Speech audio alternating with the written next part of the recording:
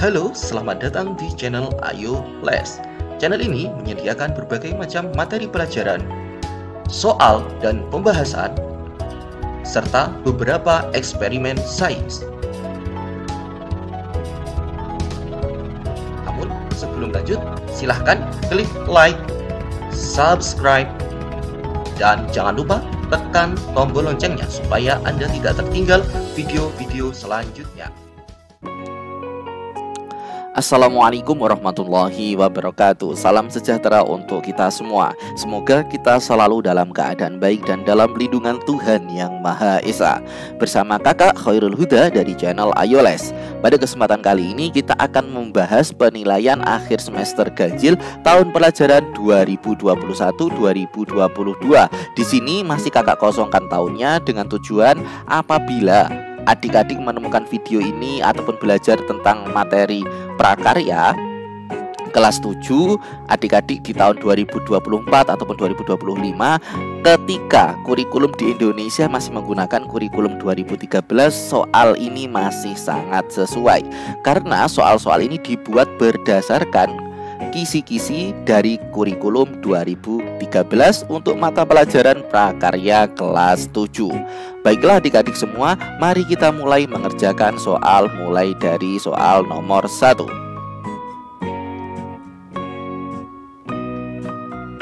Soal nomor 1.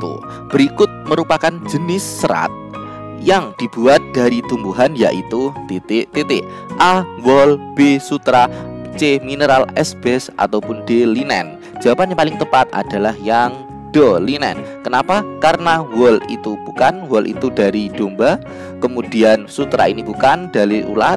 Kemudian mineral asbes ini juga bukan. Soal nomor 2. Sifat bahan yang hidroskopis atau menyerap air, mudah kusut dan kenyal dalam keadaan basah, kekuatannya bertambah kurang lebih 25%, yaitu A. Katun, B. Wol, C. Rayon, ataupun D. Linen. Jawaban yang paling tepat adalah A. Katun. Kenapa? Karena katun itu memang kondisinya akan bertambah kuat kurang lebih 25% dalam keadaan basah.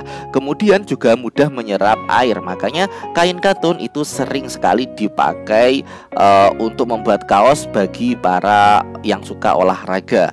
Kita lanjut ke soal nomor 3. Bahan wol jika dipanaskan akan menjadi A. Lunak, B. Keras, C. Kaku, maupun D. Lemas. Jawaban yang paling tepat adalah yang A. Kain wol karena itu terbuat dari bulu hewan maupun binatang, maka ketika dipanaskan itu akan menjadi lebih lunak, sehingga jawabannya adalah yang A. Silahkan adik-adik ingat, kalau kain wol dipanaskan itu akan menjadi lebih lunak. Soal nomor 4. Berikut hal-hal yang bukan merupakan sifat serat sutra adalah A. Licin dan berkilap, B. Kenyal dan kuat, C. Lembut dan halus, D. Kurang dapat menyerap air. Jawaban yang paling tepat adalah yang Do. Ingat, ini adalah yang bukan.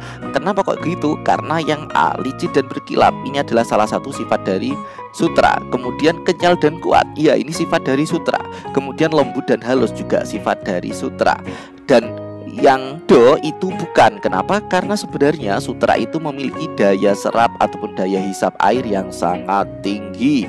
Jadi jawaban yang paling tepat adalah yang Do. Soal nomor 5. Jenis kain yang tidak memiliki sifat elastis sehingga meski direntangkan tetap saja tidak akan melar, yaitu A. Katun, B. Wol, C. Rayon, ataupun D. Linen. Jawaban yang paling tepat adalah yang Do. Ingat, linen tadi adalah serat yang berasal dari tumbuhan, sehingga linen ini tidak bisa melar. Kita lanjut ke soal nomor 6.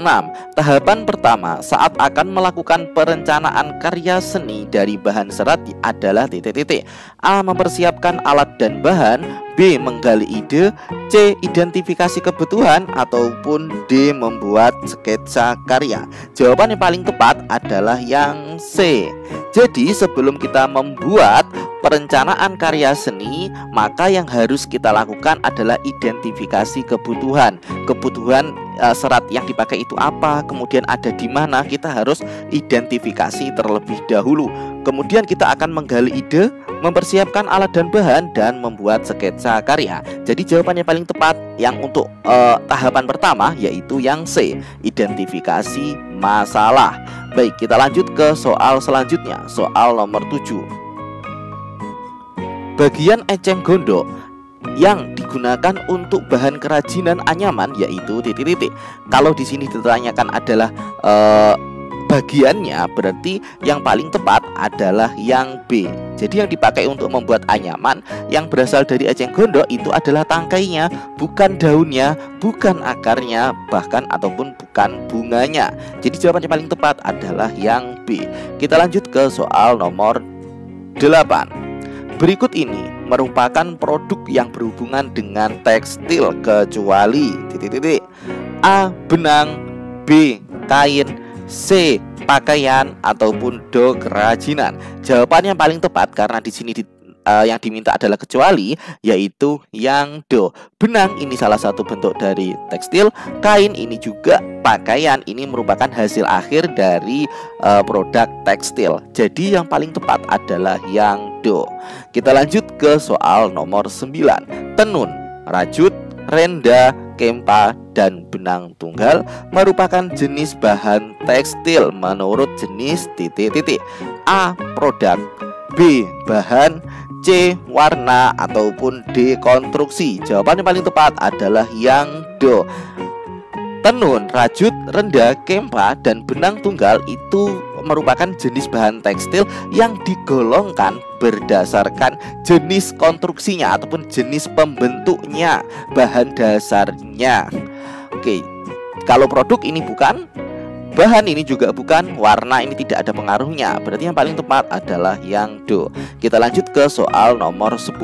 Bahan tekstil harus bersifat hidroskopis ya ini, yaitu titik-titik. A. Menyerap air, B. Bersifat sejuk, C. Tahan panas, ataupun D. Tanpa estetik.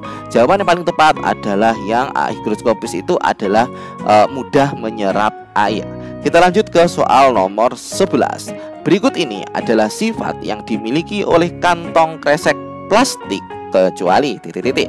A. Lentur, B. Transparan, C. Kaku, ataupun D. Tidak mudah sobek. Jawaban yang paling tepat karena di sini adalah kecuali, yaitu yang C. Kenapa kok seperti itu? Ya, karena kantong kresek ataupun kantong plastik itu bersifat lentur. Kemudian ada yang transparan, ada yang tidak. Berarti ini B masih masuk lah. Kemudian yang D itu tidak mudah sobek.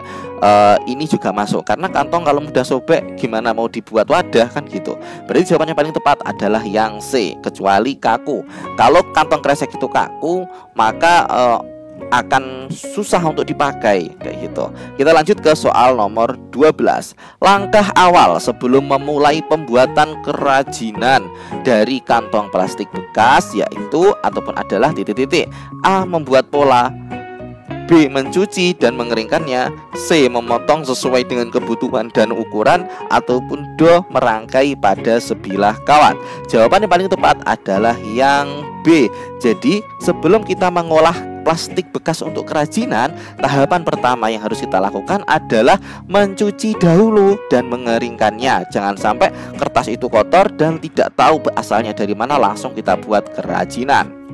Soal nomor 13. Dengan memanfaatkan banyak kantong plastik, kita akan mendapatkan banyak keuntungan kecuali titik-titik. A. Mendapatkan keuntungan ekonomi. Oke, ini masuk. B. Ikut menyelamatkan lingkungan dari pencemaran. Ini masuk. C. Mendorong produksi plastik dalam jumlah yang berlebih. Ini bukan. Kenapa? Karena kita kan ini memanfaatkan banyak kantong plastik, kita dapat mendapatkan banyak keuntungan. Lah ini menambah limbah nanti. Berarti jawaban yang paling tepat adalah yang C. D. Tidak kesulitan untuk mendapatkan bahan baku kerajinan. Ini juga bukan. Kita lanjut ke soal nomor 14. Soal nomor 14. Berikut ini merupakan contoh pengemasan makanan yang berguna untuk pengemasan makanan adalah titik-titik. A. kertas minyak, B. Manila, C. HVS, ataupun D. koran? Jawaban yang paling tepat adalah untuk pengemasan makanan. Ya, jawaban yang paling tepat adalah yang A. Manila ini nanti akan basah ya. Kemudian HVS basah, koran apalagi wong ada tintanya. Ini bahaya kalau dibuat bungkus makanan tanpa ada lapisan kertas minyaknya. Oke, kita lanjut ke soal nomor 15. Berikut ini merupakan kelemahan bahan dari plastik, yaitu titik-titik. A. Lihat dan kuat. B.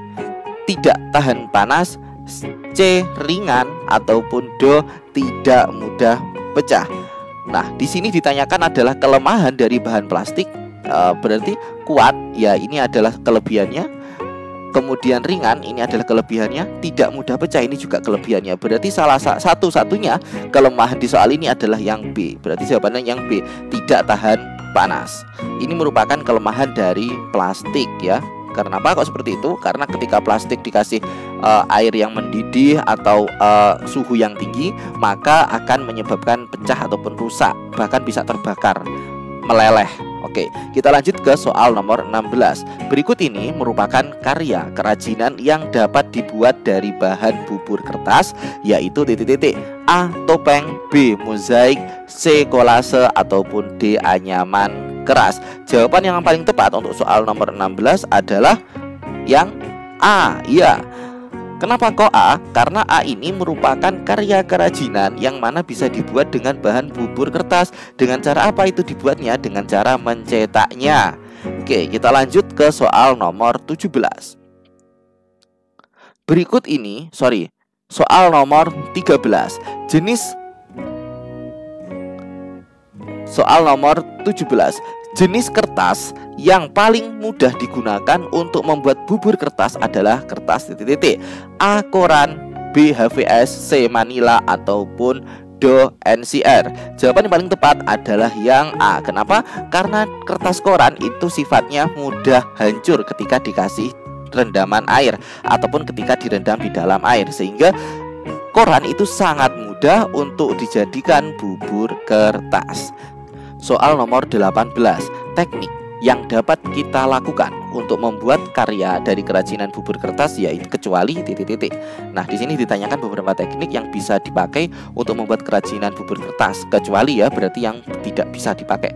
Oke, yang pertama A. Mencetak, ya ini bisa. Kemudian mengecor, ini juga bisa. Merekakan, ini juga bisa. Yang paling tepat untuk soal nomor 18 yaitu yang B. Kenapa? Karena memijat itu tidak bisa dipakai untuk membuat cetakan ataupun membuat kerajinan dari bubur kertas. Soal nomor 19.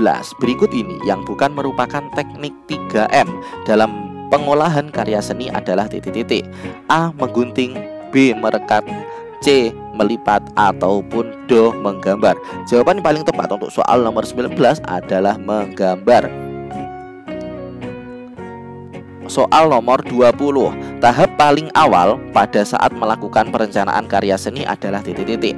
A. Membuat sketsa karya seni, B. Menggali ide dari berbagai sumber, C. Mengidentifikasi bahan yang digunakan, ataupun D. Menganalisa kebutuhan. Jadi jawaban yang paling tepat untuk soal nomor 20 adalah yang D. Sebelum kita melakukan perencanaan karya seni, hal pertama yang harus kita lakukan adalah mengidentifikasi kebutuhan ataupun menganalisa kebutuhan. Jadi jawaban yang paling tepat adalah yang D. Oke adik-adik, terima kasih telah menyimak video ini sampai akhir, soal nomor 1 sampai soal nomor 2. Namun adik-adik perlu diketahui bahwasanya soal ini sebenarnya ada sampai soal 40. Apabila adik-adik ingin melanjutkan melihat soal dan kunci jawabannya di video kali ini, di channel kali ini, silahkan berikan komentar di kolom komentar untuk meminta video part 2. Terima kasih. Apabila ada kurang lebihnya, mohon maaf yang sebesar-besarnya. Apabila Anda merasa video ini bermanfaat, jangan lupa untuk klik like, komen, dan subscribe. Dan jangan lupa aktifkan tombol loncengnya supaya adik-adik nanti akan selalu update, akan selalu dapat informasi ketika saya mengupload video baru. Terima kasih dari saya ucapkan wassalamualaikum warahmatullahi wabarakatuh.